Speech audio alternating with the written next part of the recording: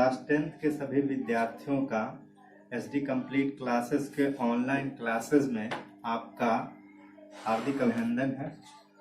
और यहाँ पर हम लोग चैप्टर वाइज सभी क्लास 10th का जो मैथमेटिक्स का होगा चैप्टर और साइंस का जो चैप्टर होगा उन सारे चैप्टरों को अपन पढ़ेंगे। और जो भी चैप्टर होगा बेहद अच्छे तरीके से हम लोग पढ़ेंगे। और इस वीडियो को आप पूरा और ध्यान पूर्वक देखें तो आपको आज का जो टॉपिक है, आज का जो लेसन है क्लास 10th का मैथमेटिक्स हम लोग पढ़ेंगे। और उसमें से चैप्टर 8 है जिसका नाम है त्रिकोणमिति। त्रिकोणमिति यानी हम लोग क्लास 10th का चैप्टर 8 पढ़ेंगे, जिस चैप्टर का नाम है बाबू ट्राइगोनोमेट्री या त्रिकोणमिति। अब ये वीडियो आपको जो भी होगा त्रिकोणमिति के बारे में बताया जाएगा। तो जितने भी बच्चे हैं क्लास 10th में जो पढ़ रहे हैं अभी, उन सभी बच्चों तक यह वीडियो या अपने सभी सहपाठियों तक यह वीडियो पहुंचाएं। और जो भी हो सारे बच्चे इस बेहतर शिक्षा प्रणाली का जो भी है लाभ उठा सके। और इस प्रकार से हम लोग इस चैप्टर का आरंभ करते हैं। अब चलते हैं, चैप्टर 8 है क्लास 10th का जिसका नाम है ट्राइगोनोमेट्री त्रिकोणमिति। तो सबसे पहले हम त्रिकोणमिति के बारे में बात करते हैं। यह जो त्रिकोणमिति है, त्रिकोणमिति इसको इंग्लिश में अपन कहते हैं ट्राइगोनोमेट्री। इंग्लिश में ट्राइगोनोमेट्री कहते हैं। अब ध्यान दे बाबू, जब इंग्लिश नाम इसका ट्राइगोनोमेट्री हुआ तो इस ट्राइगोनोमेट्री में हम बात करते हैं।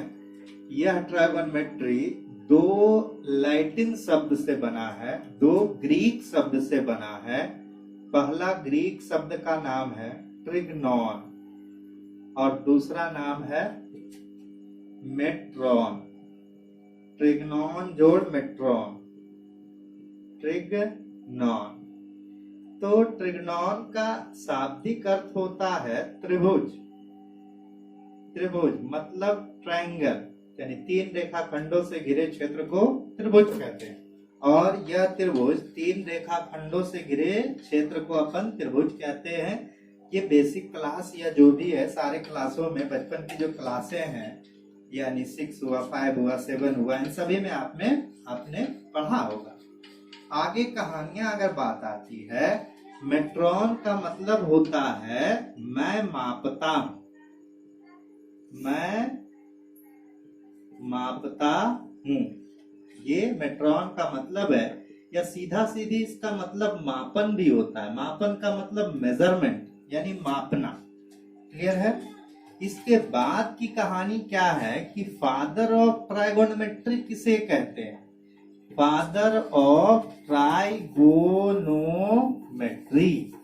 यानी कि त्रिकोणमिति का पिता किसे कहते हैं? तो कहता है ये महान वैज्ञानिक का नाम है हिपार्कस।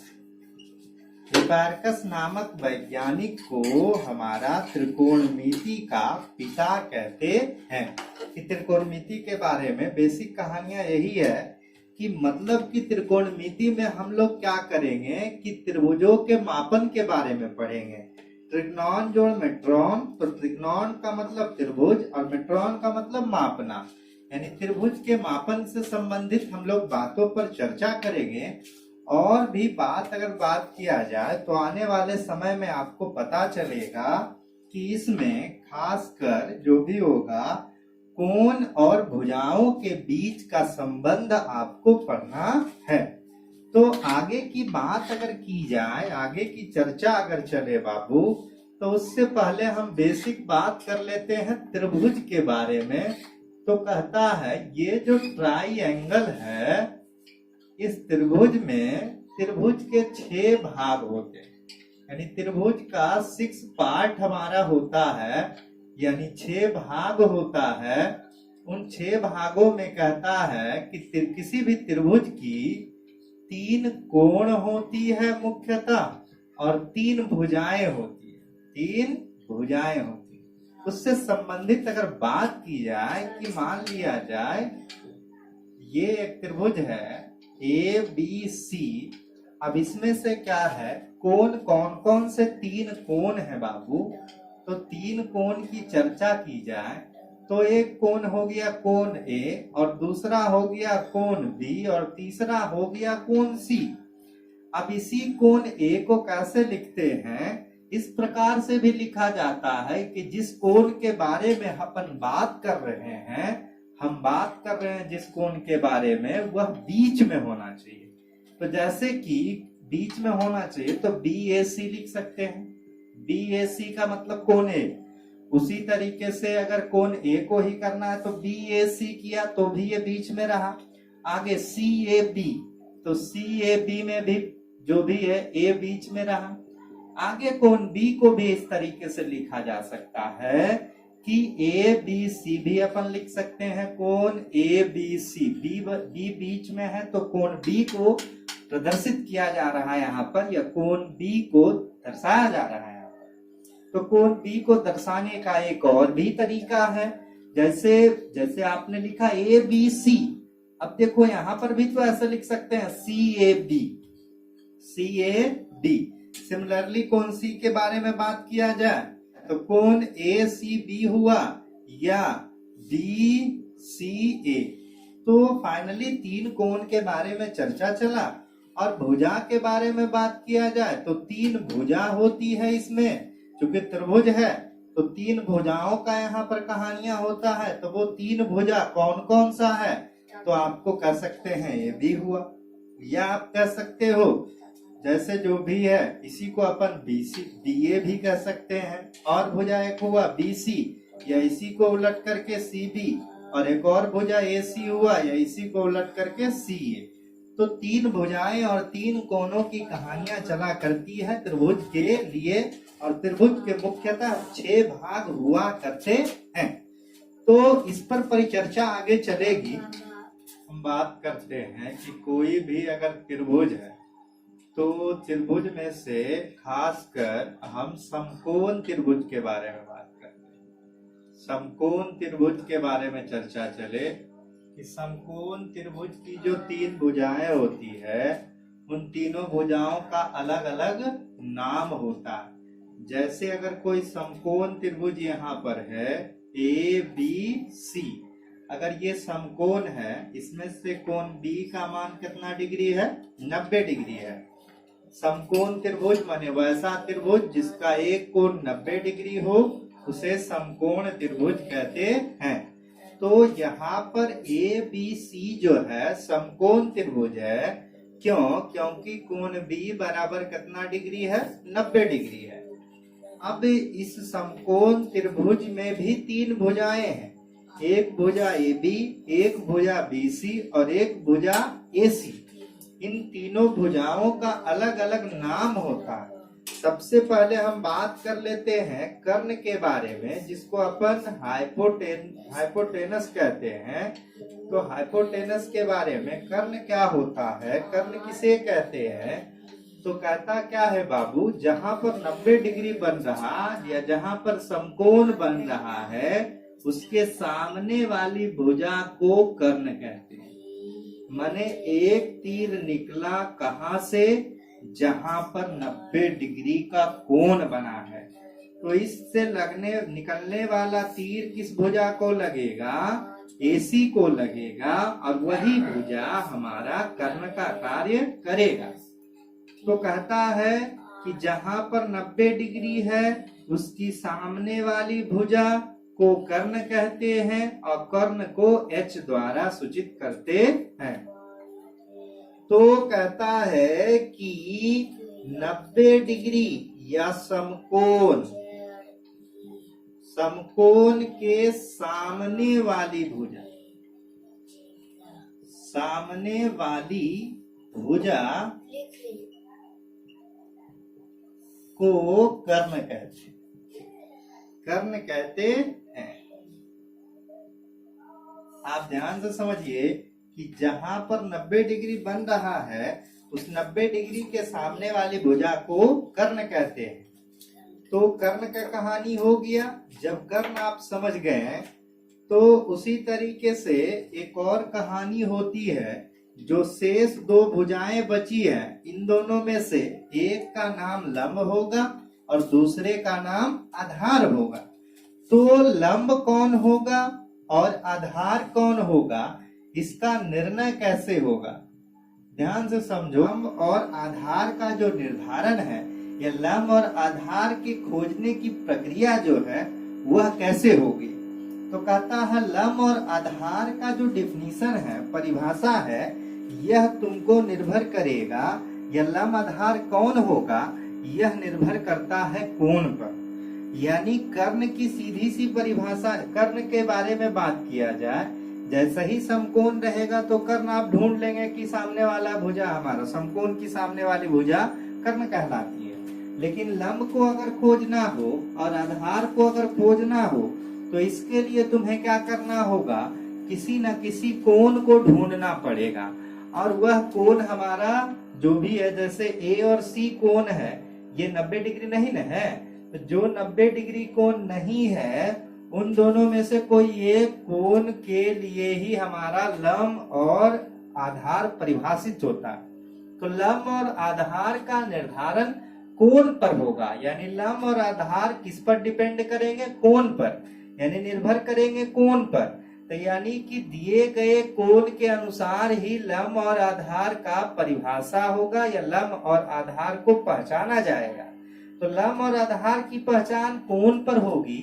यानी कि आप कह सकते हो वह कोण क्या होगा?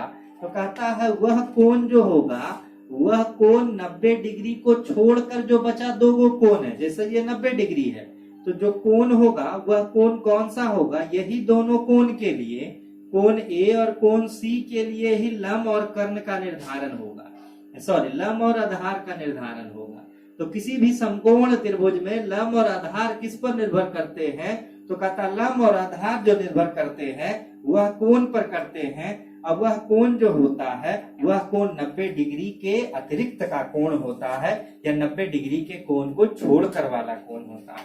जैसे अगर बात किया जाए कोण ए के लिए, अगर आपसे पूछा जाए कि कोण ए के लिए बाबू, कोण ए के लिए लंब कौन होगा, तो कहता है लंब कौन होगा? तो कहता है बाबू जो कोण आपने लिया है, जो कोण आपने लिया है, तो ध्यान से सुनो, ए हो गया, बी हो गया, सी हो गया। आप यहाँ पर 90 डिग्री है, आपने कोण ये लिया है। तो कहता है जो कोण आपने लिया है उसकी सामने वाली भुजा को लंब कहते हैं। तो लंब का डेफिनेशन क्या है कि दिए कोण के सामने वाली भुजा को क्या कहते हैं? सामने वाली भुजा को हमारा लंब कहते हैं। तो दिए कोण के सामने वाली भुजा, जैसे ये कोण ए है तो इसकी सामने वाली भुजा कौन होगी? BC, और यही BC हमारा लंब कहलाएगा। तो यहाँ पर जो लंब होगा, लंब का इंग्लिश हमारा होता है परपेंडिकुलर। तो परपेंडिकुलर होता है। तो यहाँ पर लंब बराबर क्या होगा? तो कोण किसके लिए लंब? तो कोण ए के लिए जो लंब होगा वह लंब उसकी सामने वाली भुजा होगी, और सामने वाली भुजा कौन है? BC है। तो आप इसी को दूसरे तौर पर P बराबर BC भी लिख सकते हैं। P का मतलब लंब को P द्वारा भी सूचित करते हैं। अब आधार क्या होता है बाबू? तो कहता है कि जो कोण आपने लिया है उस कोण की संलग्न भुजा यानी एडजेसेंट साइड। तो इस कोण को बनाने में दो भुजाएं काम की है। तो आप सबसे पहले इस बात को समझो कि आधार निकालने से पहले कर्ण आप निकाल लो। तो कर्ण कौन होगा? जहां पर 90 डिग्री है उसके सामने वाली भुजा। तो 90 डिग्री की सामने वाली भुजा का नाम कौन है? AC। तो कर्ण यहाँ पर हमारा जो भी होगा वो AC होगा। अब आधार के बारे में बात किया जाए कि आधार क्या होता है, तो कहता है किसी भी कोण को बनाने में दो भुजाएं काम करती है। एक भुजा हमारा मान लो ए हो गया और दूसरी भुजा बी, तो ये जो कोण बन रहा है यहाँ पर, तो इस कोण को बनाने में दो भुजाएं काम करती है और दोनों भुजाओं को संलग्न भुजा कहते हैं, एडजेसेंट साइड कहते हैं। तो इन संलग्न भुजाओं में तो कहता है कि जी जो कोण आपने लिया है उस कोण की संलग्न भुजा, उस कोण की संलग्न भुजा यानी उस कोण को बनाने में भाग लेने वाली भुजा जिसमें से एक को तो ना, एक का नाम कर्ण है और दूसरा जो भुजा बचा वही भुजा हमारा क्या होता है, आधार। तो आप कह सकते हैं कोण की संलग्न भुजा, संलग्न भुजा जिसमें से कर्ण को छोड़कर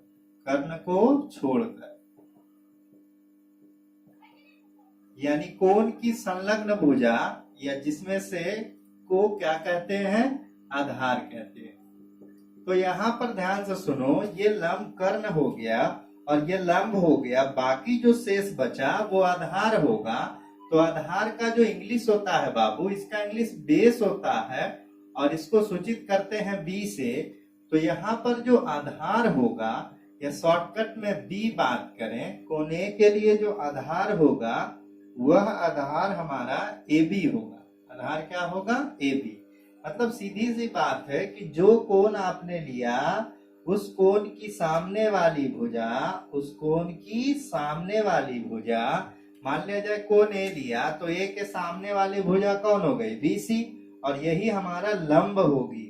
अगर कोण ए के लिए सामने वाली भुजा हमारा कौन हुआ, बीसी, तो यह बीसी हमारा लंब हुआ और इसके सामने वाला कर्ण हो गया।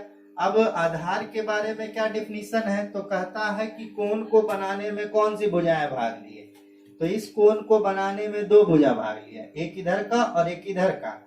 तो इसमें से कहता है इधर वाली भुजा का तो नाम कर्ण हो गया, लेकिन इधर का जो भुजा बच गया संलग्न भुजा इधर वाला, और इधर वाली भुजाएं जो होगी उसी का नाम हमारा क्या होगा, आधार होगा। अब कहता है कोण बी के लिए, इसके लिए कोण बी के लिए, अब यही त्रिभुज है और सॉरी कोण बी तो 90 डिग्री में है हो, तो आगे हम बात करते हैं कोण किसके लिए। अब कहता है कोण सी के लिए, तो कोण सी के लिए तो यहाँ पर बात जानो कि ये बी हो गया और इधर का नाम क्या हो गया, सी। तो कोण सी के लिए, तो कोण सी के लिए तुमको ढूंढना पड़ेगा क्या, लंब, पी मने लंब हो गया और बी मने आधार, पर जो भी है बेस। तो पी मने हो गया परपेंडिकुलर, परपेंडिकुलर का यानी पी बेस को, यानी आप कह सकते हो लंब को पी द्वारा सूचित करते हैं, पी द्वारा क्या करते हैं, सूचित करते हैं। और बात और जान लो कि आधार को जो भी है, आधार को बी द्वारा सूचित करते हैं, बी द्वारा सूचित करते हैं। तो यहाँ पर हमें पूछ रहा कि लंब यहाँ पर कौन होगा, आधार कौन होगा और कर्ण कौन होगा। तो देखो बात को बाबू कि लंब कौन होगा, तो यहाँ पर कोण कौन लिया है, यानी लंब यानी पी, पी कौन होगा, तो कोण आपने सी लिया है। जो कोण लिया उसकी सामने वाली भुजा क्या कहलाएगी, लंब कहलाएगी, तो लंब यहाँ पर ए बी होगा। आगे बात करते हैं कर्ण पर विचार करना कि कर्ण कौन होगा जिसको अपन एच द्वारा सूचित करते हैं। तो कहता है यहाँ पर 90 डिग्री बी है, तो बी के सामने वाला भुजा कर्ण होगा, तो कर्ण यहाँ पर ए सी होगा। क्लियर है। आगे फिर आधार के बारे में बात किया जाए, आधार माने बी, आधार कौन होगा, तो आपने कोण कौन लिया, सी, तो सी को बनाने में दो भुजाएं भाग लिया है, एक भुजा इधर की और एक भुजा इधर की। तो कहता ध्यान से सुनो, ये सी का आधार का डेफिनेशन की था कोण की संलग्न भुजा जिसमें से कर्ण को छोड़कर, तो कोण सी की संलग्न भुजा, संलग्न माने बनाने वाली भुजा, तो कोण सी को बनाने में दो भुजाएं भाग लिया है, एक का नाम बी सी और एक का नाम ए सी। अब इसमें से एक का नाम कर्ण हो गया, बाकी जो बचा ये हमारा की हो जाएगा, आधार हो जाएगा। किस कोण के लिए, सी के लिए। तो इस तरीके से यहाँ पर जो आधार का काम किया है वह आधार का काम बीसी किया है। अब ध्यान से सुनो, जो भी था कोण ए के लिए जब हमने बात किया था, तो कोण ए के लिए जो लंब के बारे में चर्चा हुआ था वो लंब कौन आया था, बीसी। ये यहाँ पर लंब आया है और कोण ए के लिए आधार कौन आया है, ए बी। ये इधर आधार आया है और कर्ण इधर आया है। लेकिन कोण सी में बात करो, इधर का ये आधार आ गया और इधर का ये क्या आ गया, लंब आ गया। तो कोण ए में लंब इधर हो गया, आधार इधर हो गया। अब कोण सी के लिए ये लंब हो गया और ये इधर वाला क्या हो गया, आधार हो गया। तो लंब आधार दोनों में देखो तो दोनों में लंब आधार एक जैसा नहीं है। इसमें AB को आधार कहा जा रहा है, इसमें AB को लंब कहा जा रहा है। इसमें BC को लंब कहा जा रहा है, इसमें BC को आधार कहा जा रहा है। लेकिन कर्ण हमारा AC है इसमें भी और इसमें भी हमारा कर्ण AC है। तो दोनों त्रिभुजों में यह बात तुम देखो कि तो दोनों त्रिभुज में क्या समानताएं हैं, दोनों कोण के लिए कॉमन क्या है। तो कोण ए और कोण सी में कॉमन बातें हैं कि कर्ण सेम है, उसमें भी कर्ण AC है और इसमें भी कर्ण AC है। तो मतलब कोई भी कोण ले, कर्ण हमारा नहीं बदलता है। कर्ण जो होता है यानी नहीं, नो चेंज होता है, किसी भी कोण के लिए कर्ण नहीं बदलता है। लेकिन लंब और आधार जो है ये दोनों बदलते हैं। तो लंब और आधार क्यों बदलते हैं, क्योंकि लंब और आधार जो है कोण पर निर्भर करते हैं। कोण बदलने से लंब और आधार भी बदलता है। कि त्रिकोणमिति में या कोई भी कोण हो, उस कोण को थीटा, बीटा, अल्फा और गामा, डेल्टा, साई और फाई इत्यादि द्वारा सूचित किया जाता है। ये सारे जो अक्षर हैं, ये सारे अक्षर हमारे लैटिन वर्ड हैं। लैटिन का मतलब ग्रीक शब्द है। क्लियर है?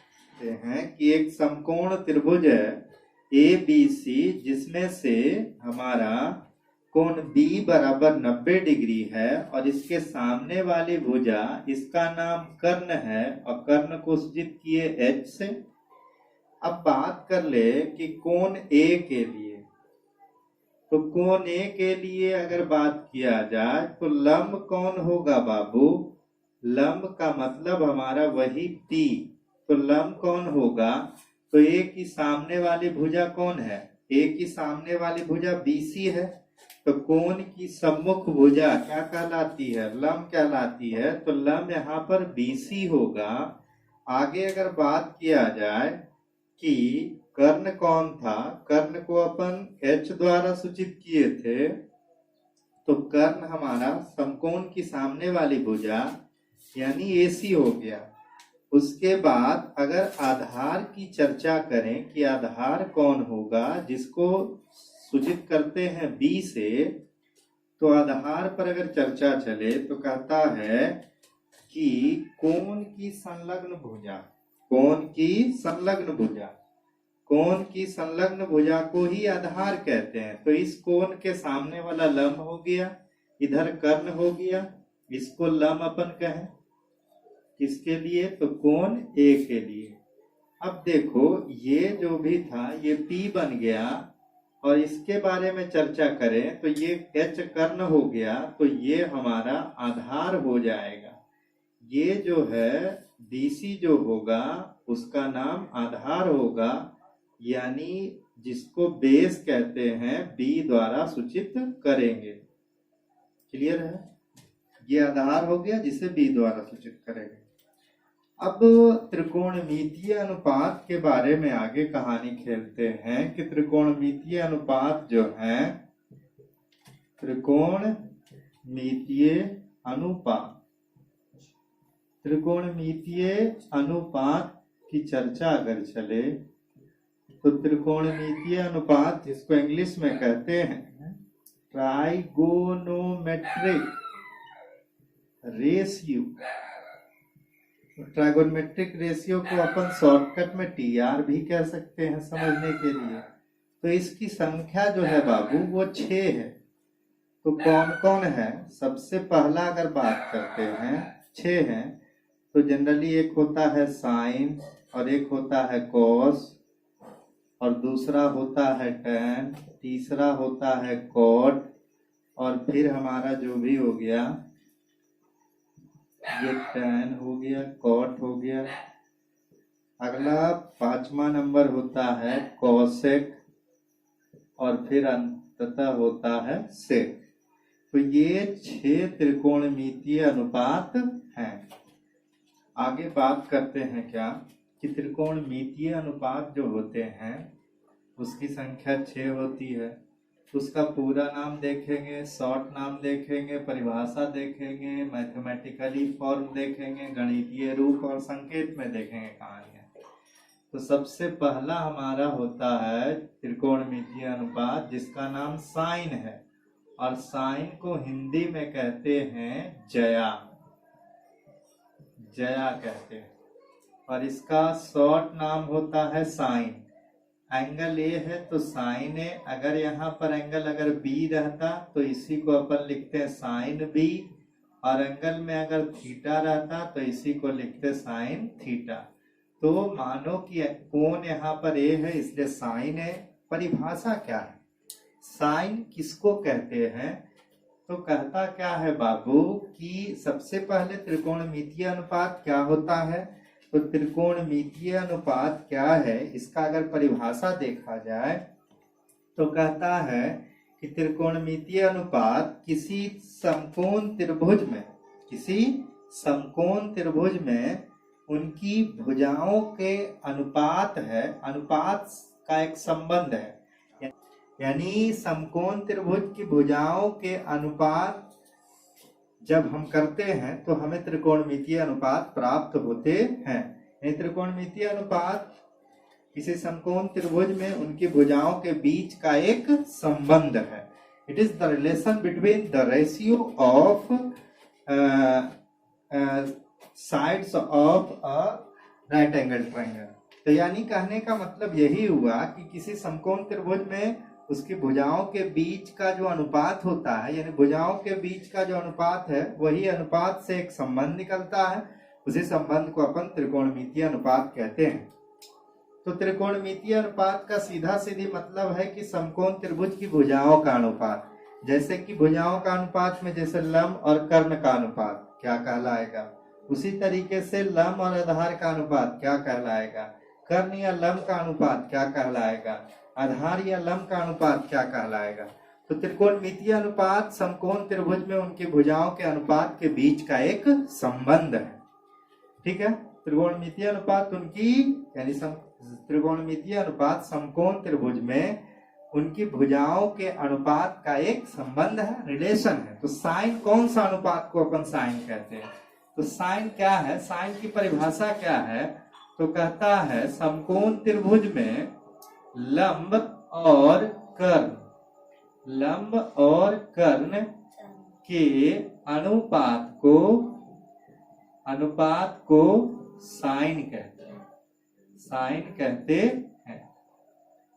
यानी कि गणितीय रूप अगर बात करें तो गणितीय रूप यही हो गया कि लंब बटे कौची जो भी होगा लंब बटे कर्ण।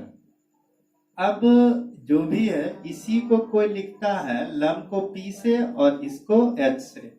अब यहाँ पर कुछ एग्जाम्पल की कहानी अगर देखें, उदाहरण के तौर पर देखें कि इस त्रिभुज में अगर बात करो बढ़िया से देखो तो कोण A के लिए लंब का काम कौन कर रहा है? तो लंब का काम हमारा BC कर रहा है और कर्ण का काम कौन कर रहा है? AC। तो ये त्रिभुज ABC में ये लंब है और ये आधार है और ये कर्ण है।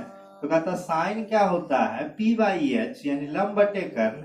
तो किस कोण के लिए लंब, किस कोण के लिए लंब? तो A के लिए लंब। तो A के लिए लंब का काम कौन करेगा? BC। और जो भी होगा और बात करते हैं BC लंब का काम किया और कर्ण का काम कौन किया? AC। क्लियर है? तो दूसरा आता है हमारा, दूसरा इसका नाम है हमारा कोसाइन। कोसाइन का हिंदी होता है कोजया। अब कोजया का शॉर्टकट नाम क्या होता है यानी कोसाइन का? तो कहता है COS और यहाँ पर A। शॉर्ट होता है कॉस और हमारा इसमें एंगल A है इसलिए एंगल A लगता है। अब इसकी परिभाषा क्या है? तो कहता है ये आधार और कर्ण के अनुपात को कोसाइन कहते हैं। क्लियर सी बात है। तो आधार और कर्ण, तो यानी आधार बटे क्या हो गया, कर्ण। आधार बटे कर्ण यानी बेस बटे हाइपोटेनस। तो बेस को b द्वारा और हाइपोटेनस को h द्वारा। तो cos a बराबर सीधा सीधी b/h याद रखना, यानी आधार बटे कर्ण। यानी साइन a बराबर कौची p/h, क्या होगा साइन a बराबर बाबू p/h यानी लंब बाई कर्ण। तो कोण A के लिए, किसके लिए, कोण A के लिए आधार का काम कौन करेगा, तो कोण A के लिए आधार का काम कौन किया था, आधार जो था यहाँ पर बाबू, वह आधार का नाम था AB। आधार कौन था, AB। आधार यहाँ पर AB था। तो बात चेक कर लेते हैं कि आधार AB है, तो ध्यान दो कि आधार यहाँ पर कौन है, AB। तो आधार AB हुआ। और आगे चर्चा अगर चले कि कर्ण कौन है, तो कर्ण चेक कर लो, AC होगा। क्लियर है। उसके बाद जो तीसरा अनुपात आता है, इसका नाम है टेंजेंट। इसका हिंदी होता है स्पर्शजया। स्पर्शजया तो यानी टेंजेंट। तो इसका शुरू का 3 लेटर इसका लिया जाता है शॉर्टकट के लिए। तो टैन और एंगल ए है तो केवल ए रहता, अगर एंगल बी रहता तो टैन बी यहाँ पर लिखते, एंगल अगर सी रहता तो टैन सी, अगर एंगल थीटा रहता तो टैन थीटा। अब इसका डेफिनेशन क्या है, यानी त्रिकोणमितीय अनुपात है तो ये किन किन भुजाओं का अनुपात है, तो कहता है टैन जो है बाबू वो क्या है, कहता है लंब और आधार के अनुपात को टैन कहते हैं। क्लियर है। तो यानी लंब और आधार, तो आप कह सकते हो लंब बटे क्या हो, आधार हो गया, क्या हुआ, टैन हुआ। तो लंब को अपन P द्वारा सूचित करते हैं और आधार को B द्वारा करेगा। तो कोण A के लिए पहले ही हमने निकाल चुका है कि लंब का काम कौन करता है, BC। तो लंब यहाँ पर हो गया BC और आधार वहां पर चेक कर लो, आधार AB। आगे बात किया जाए कोटेंजेंट, जिसका हिंदी होता है कोटि स्पर्श जया। कोटि स्पर्श जया एक साथ इसको लिखेंगे।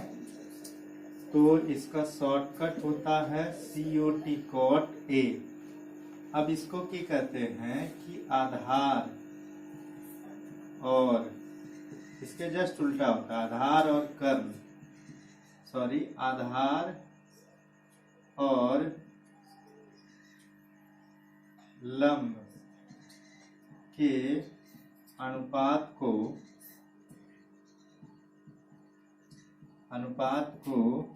कॉट कहते हैं।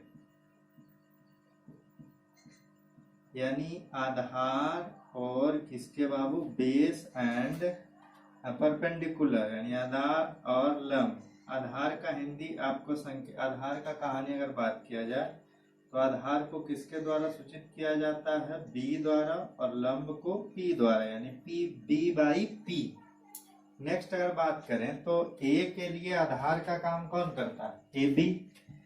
तो इधर हो गया AB और लंब का काम हो गया कौन, जो भी है उधर से लंब चेक कर लो आप, लंब हो गया BC। नेक्स्ट अगर बात किया जाए तो पचमा जो है इसका नाम होता है कोसेक।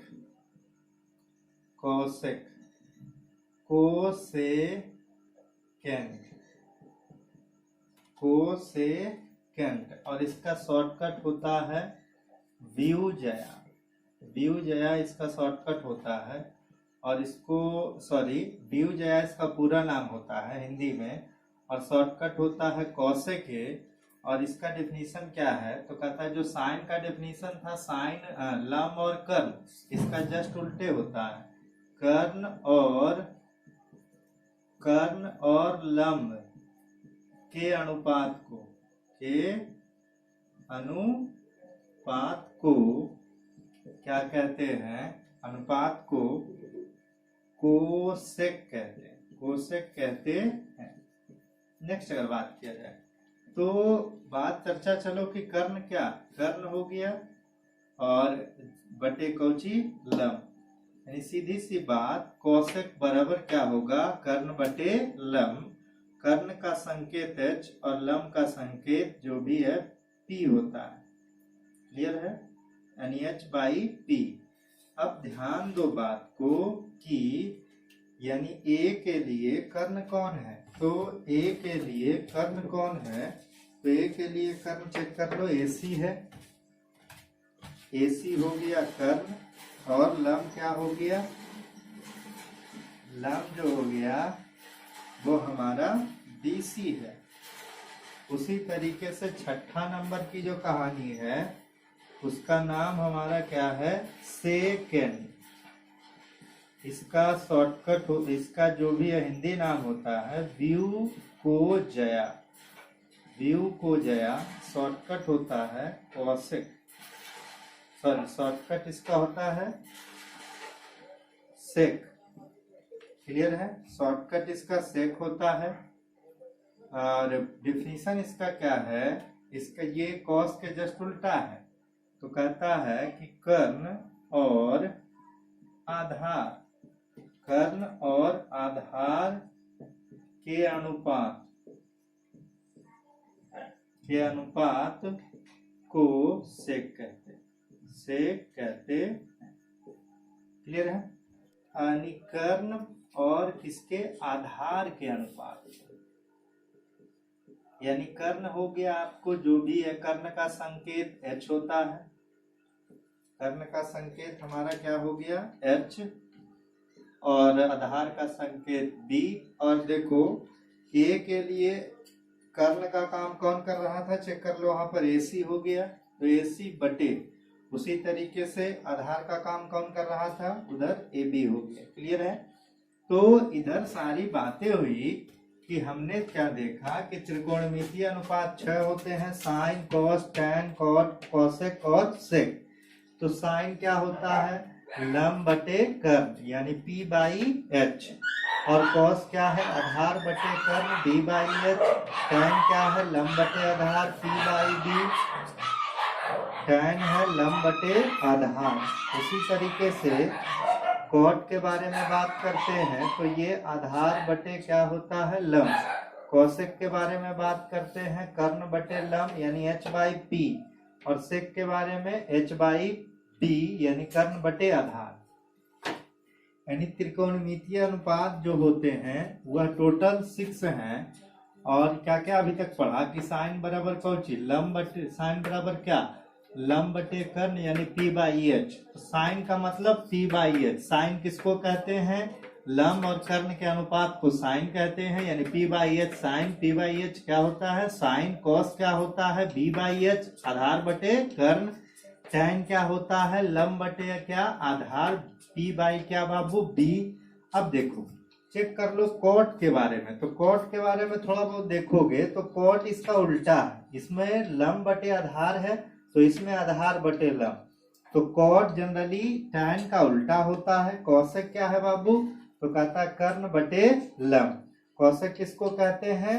यानी कोसेक मतलब कर्ण बटे लम हो गया। तो देखो साइन होता था लम बटे कर्ण, लेकिन कोसेक क्या हो गया? कर्ण बटे लम। यानी साइन का जस्ट उल्टा हमारा क्या होता है? कोसेक होता है। अब सेक से पहले कॉस चेक कर लो। कॉस का क्या था? आधार बटे कर्ण, लेकिन यहाँ पर सेक क्या होगा? कर्ण बटे आधार। यानी ये B बाई H था लेकिन ये H बाई B, यानी उल्टा हुआ। फाइनल अगर बात किया जाए कि क्या क्या कहानी है, तो साइन A बराबर जनरली P बाई H, उसी तरीके से कॉस A बराबर B बाई H, और टैन A बराबर जो भी है टैन A बराबर P बाई B, यानी लम बटे क्या? आधार। अब इसका जस्ट हमारा उल्टा जो है, इसका उल्टा जो होता है कोसेक होता है। तो कोसेक की कहानी क्या होगी? h बाई कितना? h बाई p होगा। उसी तरीके से अगर बात किया जाए इसका उल्टा कॉस का उल्टा सेक होता है, तो सेक ए बराबर जो होगा h/b होगा। और इसका उल्टा जो है यानी tan का जो उल्टा है वो हमारा होता है कॉट, और जिसमें होता है आपको क्या बाबू, कॉट का जो उल्टा है वो क्या होता है, tan का उल्टा कॉट होता है। तो यानी इसको उलट दो, b बाई क्या हो गया, p हो गया। तो ये सारी बातें निकल कर आई। आप ध्यान से समझ लो, यहाँ पर अपन चेक करेंगे कि कॉसेक ए बराबर 1 बटे क्या, साइन, क्योंकि साइन का उल्टा कॉस हुआ। उसी तरीके से सेक ए बराबर क्या होगा, 1 बाई कितना, कॉस, क्योंकि कॉस जो था यानी सेक जो था कॉस का उल्टा था। उसी तरीके से अगर कॉट के बारे में बात किया जाए तो कॉट हमारा क्या था, कॉट उल्टा था हमारा किसका, तो कॉट उल्टा था tan का। तो ये सारी बातें तो कहानियां हुई।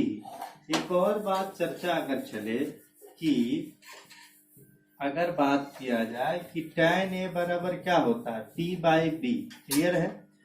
अब यहाँ पर अगर चेक कर लो कि अगर tan a बराबर p/b होता है, तो अगर किसी ने क्या किया, sin a बटे cos a लिखा, और इसमें से sin का मान कौन सी, p/b हो गया, p/b, सॉरी साइन का मान की होता है, चेक कर लो कि साइन का मान क्या होता है, p/h, p/h हुआ यानी p बटे h।